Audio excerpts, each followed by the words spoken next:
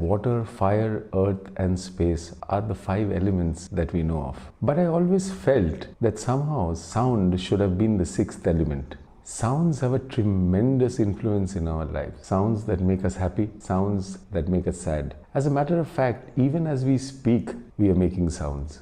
This is one such experience where I felt and heard sound being used so intelligently, that too in midst of wildlife and forests. Royal Chitwan National Park is a 932 square kilometer forest and the most touristed nature reserve in Nepal.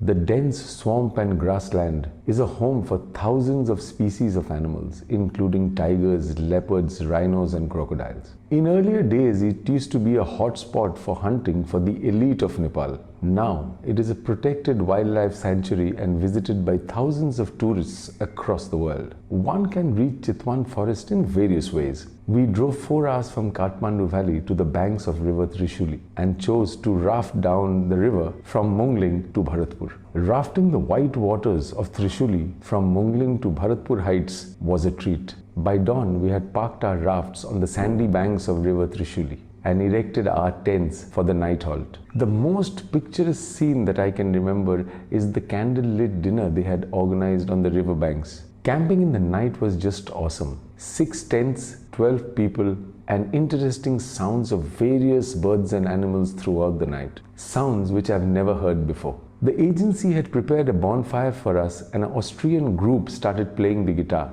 and we all jammed up the entire night. The fear of animals had died down by sunrise and we all started inflating our rafts after breakfast. This was the last stretch we had to complete on the river with maximum rapids hitting our raft. We tossed and turned with the walls of water in front of us, even our raft overturned. We floated with our life jackets holding onto our dear life, only with the fear that some creature with sharp teeth would bite our legs off. We reached Bharatpur that afternoon and was transferred into a hotel.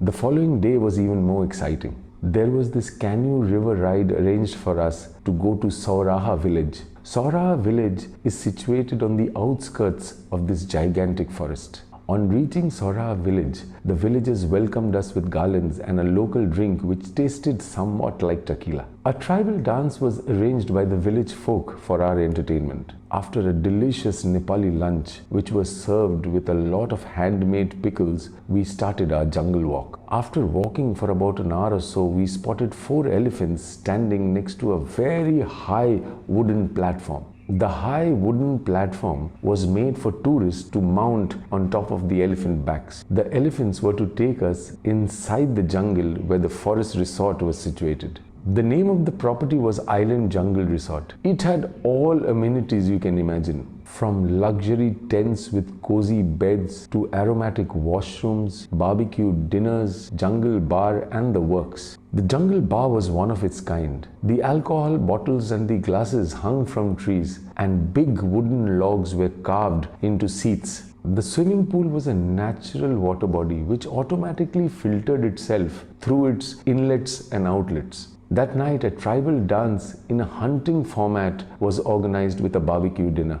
At night, we had to dimmer the lights to the level of markings made on the lamp. This was particularly done so that we do not chase the animals away deep into the forest because we need to see them in the next day's safari. We had to keep the lights as low as possible so that the animals hung around close by next to the resort. There was no fear though, as the resort was completely electrically fenced. We woke up the next morning only to see hundreds of deer gazing at us with colored eyes. After a nice breakfast spread, we started our elephant safari. Now comes the most interesting part, which intrigued me the most. 4 elephants with the tourists moved in one straight line and in one direction. After moving for about 500 meters through the dense forest where the branches of trees were almost hitting our heads, all 4 elephants dispersed into 4 different directions. Our elephant was crossing the tiger grass area when suddenly we heard a loud and clear sound of a nightingale bird.